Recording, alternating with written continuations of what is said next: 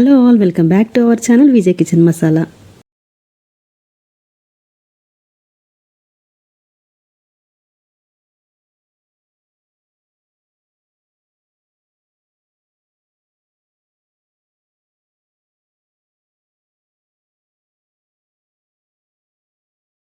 ఇవాల్టి వీడియోలో అమ్మవారికి ఎంతో ప్రీతికరమైన పరమాన్నాన్ని కొలతలతో సహా ఎలా చేసుకోవాలో చూపించబోతున్నాను. మనం పండుగలకైనా ఏ దేవతలకైనా ప్రసాదంగా చేయాలంటే ఫస్ట్ పరమాన్నాన్నే మనం చేస్తాము. సో ఆ పరమాన్నం చేయడం చాలా తేలిగ్గా పక్కా కొలతలతో చూపించబోతున్నాను ఈ వీడియోలో.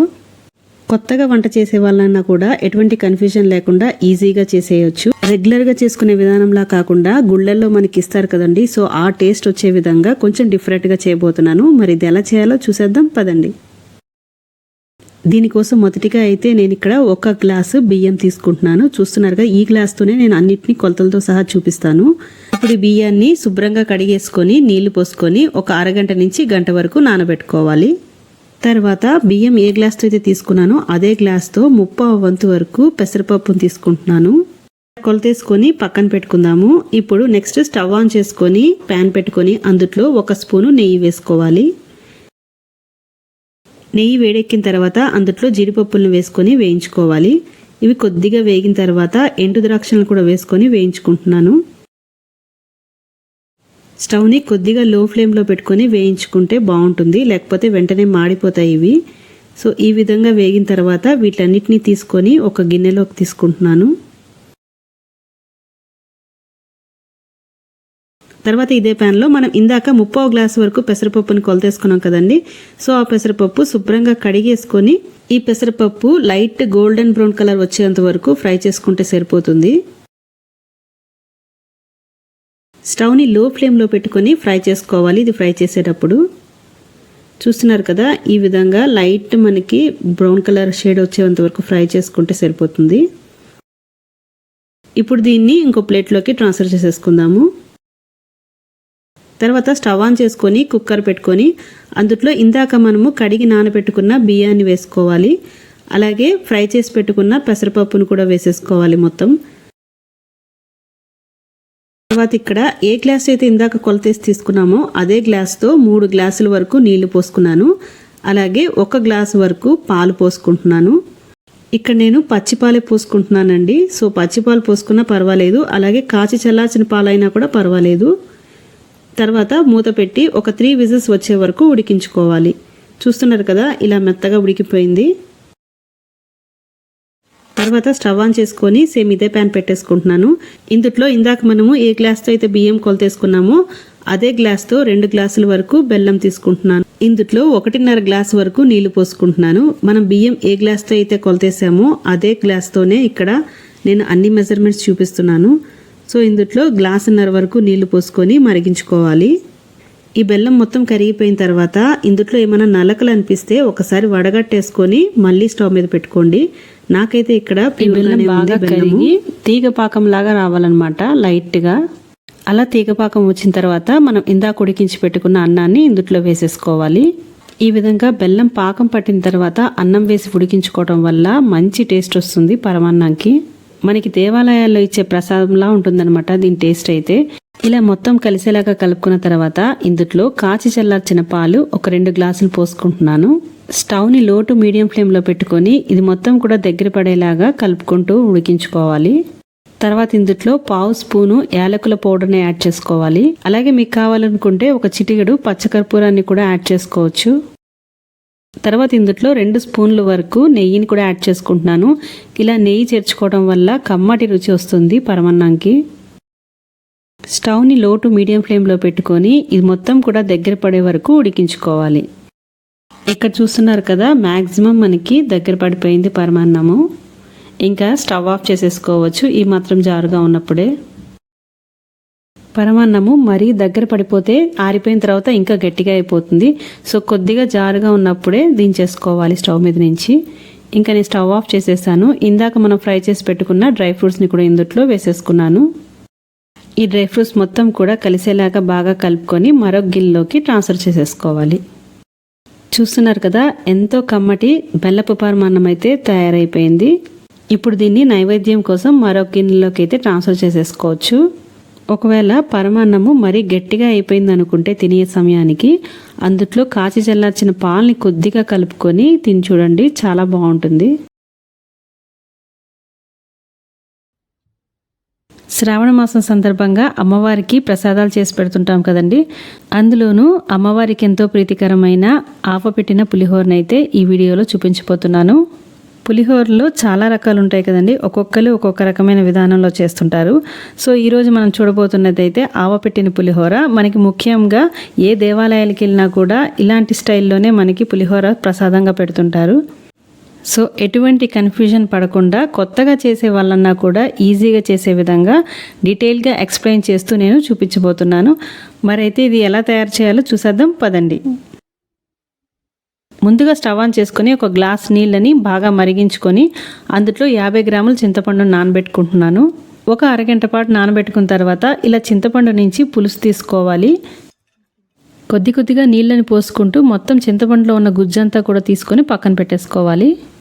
తర్వాత ఒక మిక్సీ జార్లో 1 స్పూను ఆవాలని తీసుకుంటున్నాను. అలాగే 4 ఎండుమిరపకాయలని, 1/2 టీ స్పూన్ సాల్ట్ కూడా వేసుకొని మొత్తం కూడా మెత్తటి పౌడర్ లాగా ఈ విధంగా గ్రైండ్ చేసుకొని పక్కన పెట్టేసుకుందాము. తర్వాత ఈ పులిహోరకి మెయిన్గా మనము బియ్యం వండుకోవడంలోనే ఉంటుందండి. అన్నాన్ని పొడి పొడిగా వండుకోవాలి. ఇక్కడ నేను 1/2 కేజీ బియ్యాన్ని తీసుకొని పొడి పొడిగా ఇలా వండుకున్నాను. బియ్యం కొలతేసుకునేటప్పుడే 1 గ్లాస్ బియ్యానికి 2 గ్లాసుల నీళ్లు పోసుకొని ఉడికించుకోవాలి. అన్నాన్ని మెత్తగా అవనివ్వకుండా ఇలా పొడి పొడిగా వార్చుకోవాలి. మీరు కావాలనుకుంటే అన్నం వండేటప్పుడే అందులో 1 టేబుల్ స్పూన్ నూనెను కూడా వేసి వండుకుంటే కూడా అన్నం ఇలా పొడి పొడిగా ఉంటుంది. ఇలా వేడి అన్నాన్ని ఇలా వెడల్పాటి పాత్రలో వేసుకున్న తర్వాత 1 టేబుల్ స్పూన్ నూనెను వేసుకుంటున్నాను. అలాగే సరిపడా సాల్ట్ వేసుకుంటున్నాను. ఇంకా 1/2 టేబుల్ స్పూన్ పసుపును కూడా వేసుకొని కొద్దిగా పచ్చి కరివేపాకులను కూడా వేసుకొని మొత్తం కూడా కలిసేలాగా బాగా కలుపుకుంటున్నాను. ఇక్కడ సాల్ట్ అనేది లైట్గా వేసుకుంటే సరిపోతుంది. ఆల్రెడీ చింతపండు పులుసులో కూడా వేస్తాం కాబట్టి. కరివేపాకు కూడా ఇలా పచ్చిగా వేసి కలుపుకోవటం వల్ల మంచి సువాసనగా ఉంటుంది పులిహోర. ఇలా మొత్తం బాగా కలుపుకున్న తర్వాత ఇప్పుడు ఇందాక మనము గ్రైండ్ చేసి పెట్టుకున్న ఆవాల పొడిని ఇందులో వేసుకోవాలి. ఆవాల పొడి ఎక్కువ వేసేయకూడదు, మరి ఘాటు ఎక్కువ అయిపోతుంది. నేనైతే ఇక్కడ 1.5 టీ స్పూన్ ఆవపిండి వేసుకున్నాను. ఇలా వేసుకొని మొత్తం కూడా పట్టేలాగా బాగా కలుపుకోవాలి. ఇలా కలుపుకునేటప్పుడు అన్నం విరిగిపోకుండా మొత్తం కూడా పట్టేలాగా జాగ్రత్తగా కలుపుకోవాలి. ఈ ఆవపిండిని అయితే అన్నం వేడిగా ఉన్నప్పుడే కలిపి పక్కన పెట్టేసుకోవాలి. కొంతమంది అయితే చింతపండు పులుసులో కూడా ఆఖరణ వేస్తారు. నేనైతే ఇక్కడ వేడి అన్నానికే కలిపేస్తున్నాను. స్టవ్ ఆన్ చేసుకొని ప్యాన్ పెట్టుకొని అందులో 4 టేబుల్ స్పూన్స్ నూనె పోసుకుంటున్నాను. నూనె వేడెక్కిన తర్వాత 1 టీ స్పూన్ ఆవాలు వేసుకుంటున్నాను. 1 టేబుల్ స్పూన్ పచ్చిశనగపప్పు, 1 టేబుల్ స్పూన్ జీలకర్ర, 1 టేబుల్ స్పూన్ మినప్పప్పు, 2 టేబుల్ స్పూన్స్ వరకు పల్లీలను కూడా వేసుకొని మొత్తం కూడా వేయించుకోవాలి. స్టవ్ని లో ఫ్లేమ్లో పెట్టుకొని వేయించుకోవాలి, లేకపోతే వెంటనే మాడిపోతాయి ఇవన్నీ. అలాగే 1/2 టీ స్పూన్ ఇంగువను కూడా వేసుకొని మొత్తం వేయించుకోవాలి. పల్లీలు శనగపప్పు అయితే వేగడానికి కొంచెం టైం పడుతుంది. సో స్టవ్ని లో ఫ్లేమ్లో పెట్టుకొని మెల్లగా వేయించుకోవాలి. ఇవి కొద్దిగా వేగిన తర్వాత ఇందులో జీడిపప్పులను కూడా వేసుకుంటున్నాను. జీడిపప్పులు వేసిన వెంటనే మాడిపోతాయి. సో లో ఫ్లేమ్లో పెట్టుకొని మెల్లగా వేయించుకోవాలి. ఇవి బాగా వేగిపోయిన తర్వాత పల్లీలని జీడిపప్పుల్ని కొద్దిగా తీసి సపరేట్ చేసుకుంటున్నాను. వీటిల్ని మనము ఆఖరిగా పులిహోరకి కలుపుకుంటే ఇవి క్రిస్పీగా ఉంటుందన్నమాట తినేటప్పుడు. సో కొన్నిటిని మాత్రం తీసి నేను పక్కన పెట్టేసుకుంటున్నాను. తర్వాత ఇందులో మీరు తినే కారానికి సరిపడా పచ్చిమిరపకాయలు అలాగే ఎండుమిరపకాయలని వేసుకోవాలి. అలాగే గుప్పెడు కరివేపాకులను కూడా వేసుకొని మొత్తం కూడా వేయించుకుంటున్నాను. ఇవి కొద్దిగా వేగిన తర్వాత ఇందులో ఇందాక మనము చింతపండు పులుసు తీసి పక్కన పెట్టుకున్నాం కదండి, ఆ చింతపండు రసం మొత్తం కూడా ఇందులో పోసుకోవాలి. తర్వాత ఇందులో 1 టీ స్పూన్ పసుపు అలాగే రుచికి సరిపడా సాల్ట్ని వేసుకొని మొత్తం కూడా కలిసేలాగా బాగా కలుపుకోవాలి. స్టవ్ని లో ఫ్లేమ్లో పెట్టుకుంటూ మధ్య మధ్యలో కలుపుకుంటూ ఈ చింతపండు పులుసు మొత్తం కూడా బాగా మరిగేదాకా మరిగించుకోవాలి. ఇక్కడ చూస్తున్నారు కదా, బాగా మరిగి నూనె పైకి తేలుతున్నట్టు ఉండాలన్నమాట. సో ఈ స్టేజ్లో వస్తే మనకి పులిహోర పులుసు అనేది రెడీ అయిపోయినట్లే. చింతపండు గుజ్జు మొత్తం దగ్గర పడిపోయి నూనె ఇలా సైడ్స్లో వచ్చేస్తుంది. సో ఇలా వచ్చేసాక మనము స్టవ్ ఆఫ్ చేసేసుకోవచ్చు. ఇంకా పులిహోర పులుసు మనకి రెడీ అయిపోయింది. ఇప్పుడు దీన్ని మనము ఇందాక కలిపెట్టుకున్న అన్నంలోకి కలిపేసుకుందాము. నేను ఇక్కడ కొద్దిగా చింతపండు పులుసు వేసుకొని కలుపుకుంటున్నాను అన్నాన్ని. ఇలా ఈవెన్గా మొత్తం కూడా కలిసేలాగా కలుపుకోవాలి. ఇలా పులిహోర కలపడానికైతే ఎప్పుడు కూడా ఇలా వెడల్పాటి పాత్రలో గరిటె కూడా వెడల్పుగా ఉండేదిగా చూసుకొని ఈ విధంగా కలుపుకోవాలి. అన్నం విరిగిపోకుండా జాగ్రత్తగా కలుపుకోవాలి.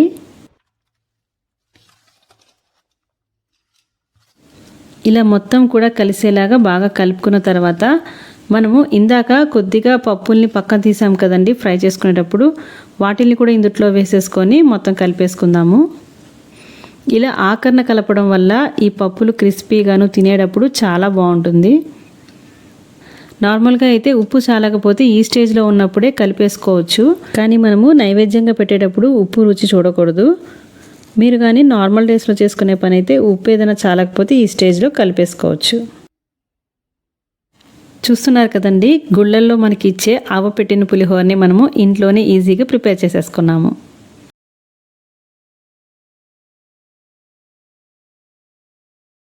అమ్మవారికి ఎంతో ప్రీతికరమైన దద్దోజనంని ఎలా తయారు చేసుకోవాలో చూసేద్దాం. దీనికోసం ముందుగా నేనైతే అన్నాన్ని ఉడికించి పెట్టుకున్నాను. ఇక్కడ నేను 1 కప్పు అన్నాన్ని తీసుకొని ఇలా మెత్తగా మెదుపుకుంటున్నాను.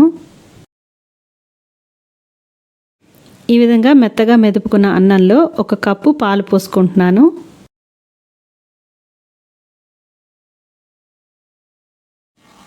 అలాగే 1/4 కప్పు పెరుగు పోసుకోవాలి. ఈ మొత్తం కూడా బాగా కలిసేలాగా కలుపుకోవాలి. ఇలా బాగా కలుపుకున్న తర్వాత ఇందులో రుచికి సరిపడా సాల్ట్ని కూడా వేసుకొని మొత్తం కూడా కలుపుకోవాలి. ఇలా కలుపుకున్న అన్నాన్ని పక్కన పెట్టేసుకుందాము.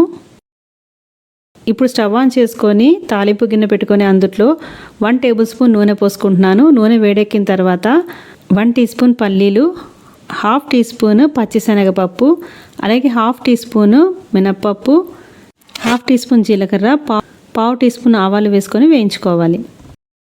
అలాగే సన్నగా తరిగిన అల్లం ముక్కలు, అలాగే పచ్చిమిర్చి ముక్కలు, ఇంకా 1 ఎండుమిరపకాయని వేసుకొని తాలింపు పెట్టుకోవాలి. ఇందులోనే గుప్పెడు కరివేపాకు, అలాగే చిటికెడు ఇంగువ వేసుకొని మొత్తం కూడా ఫ్రై చేసుకోవాలి. పప్పులు మాడిపోకుండా లో ఫ్లేమ్లో పెట్టుకొని వీటిని ఫ్రై చేసుకోవాలి. ఇప్పుడు వీటిని మనం ఇందాక కలిపి పెట్టుకున్న అన్నంలో వేసేసుకొని మొత్తం కూడా బాగా కలుపుకోవాలి. మీరు కావాలనుకుంటే ఇందులో దానిమ్మ గింజలు కానీ, క్యారెట్ తురుము కానీ, ఇంకా కొత్తిమీర తరుగు కానీ యాడ్ చేసుకోవచ్చు. చూస్తున్నారు కదా, దద్దోజనం అయితే తయారైపోయింది. దీన్ని ఇంకా మనము సర్వింగ్ బౌల్లోకి సర్వ్ చేసుకుందాము.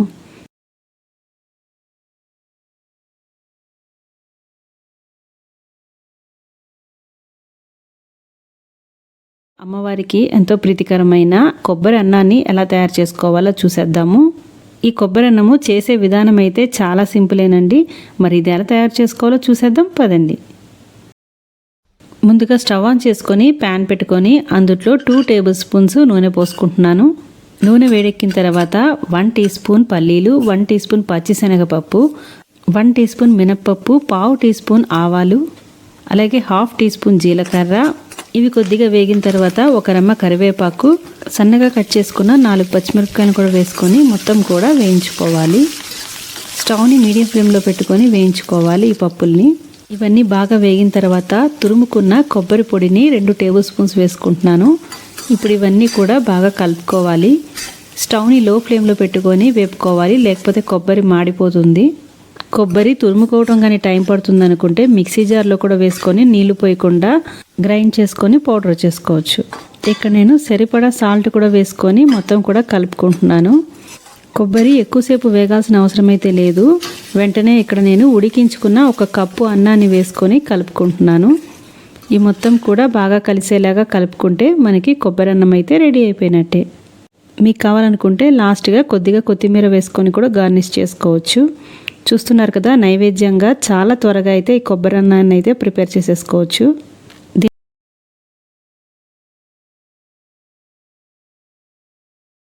మరి కొబ్బరి శనగలు ఎలా తయారు చేయాలో చూసేద్దాం పదండి. దీనికోసం ముందు రోజు రాత్రే పచ్చి శనగల్ని నానబెట్టుకోవాలండి. నేను ఇక్కడ 1 గ్లాసు శనగల్ని రాత్రే శుభ్రంగా కడిగి ఒక 6 గంటల వరకు నానబెట్టుకుంటున్నాను. 1 గ్లాసు శనగల్ని శుభ్రంగా 2 టైమ్స్ వాష్ చేసేసుకొని నీళ్లు పోసుకొని నానబెట్టుకుంటున్నాను. 5 నుంచి 6 గంటల వరకు నానబెట్టుకోవాలి. చూస్తున్నారు కదా, ఒక 6 అవర్స్ తర్వాత చక్కగా నానిపోయింది శనగలు. ఇప్పుడు ఈ శనగల్ని కుక్కర్లో వేసుకొని ఉడికించుకోవాలి.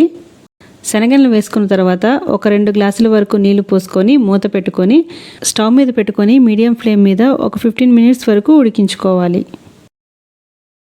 శనగలు ఉడకడానికైతే కొంచెం టైం పడుతుంది. సో నేనైతే ఒక 6 విజిల్స్ వచ్చే వరకు ఉడికించుకున్నాను. చూస్తున్నారు కదా, ఇట్లా మెత్తగా ఉడికించుకోవాలి, మరీ గుజ్జుగా అయిపోకుండా. నెక్స్ట్ స్టవ్ ఆన్ చేసుకొని కడాయి పెట్టుకొని 1 టేబుల్ స్పూన్ నూనె పోసుకుంటున్నాను. నూనె వేడెక్కిన తర్వాత 1/2 టీ స్పూన్ జీలకర్ర, 1/2 టీ స్పూన్ ఆవాలు, 1/2 టీ స్పూన్ మినప్పప్పు, అలాగే ఎండుమిరపకాయలు, 4 పచ్చిమిర్చి, అలాగే కొద్దిగా కరివేపాకు వేసుకొని వేయించుకోవాలి. ఇవన్నీ కూడా పచ్చిమిర్చి మీరు తినే కారాన్ని బట్టి యాడ్ చేసుకోండి. ఇవన్నీ కూడా చక్కగా వేగిపోయిన తర్వాత ఇందులో మనం ఉడికించి పెట్టుకున్న శనగల్ని కూడా వేసేసుకోవాలి. ఇవన్నీ కూడా బాగా కలిసేలా కలుపుకోవాలి. ఇంకా శనగలకి సరిపడా సాల్ట్, అలాగే ఒక చిటికెడు పసుపుని కూడా యాడ్ చేసుకున్నాను. ఈ మొత్తం కూడా బాగా కలుపుకోవాలి. ఇవంతా బాగా కలుపుకున్న తర్వాత ఒక 2 మినిట్స్ లో ఫ్లేమ్లో పెట్టుకున్న తర్వాత ఇందులో ఫైనల్గా పచ్చి కొబ్బరిని యాడ్ చేసుకుంటున్నాను. ఇక్కడ నేను తురిమి పెట్టుకున్న పచ్చి కొబ్బరి పొడిని ఒక 2 టేబుల్ స్పూన్స్ వరకు యాడ్ చేసుకుంటున్నాను. ఈ మొత్తం కూడా కలిసేలాగా బాగా కలుపుకొని ఒక 5 మినిట్స్ వరకు లో ఫ్లేమ్లో పెట్టుకొని స్విచ్ ఆఫ్ చేసేసుకుంటే మనకి కొబ్బరి శనగలు అయితే రెడీ అయిపోయినట్టే. మీరు కావాలంటే ఫైనల్గా ఇందులో కొత్తిమీరతో కూడా గార్నిష్ చేసుకోవచ్చు. చూసారు కదా, అమ్మవారికి నైవేద్యంగా శనగలను అయితే చాలా ఈజీగా ప్రిపేర్ చేసేయవచ్చు.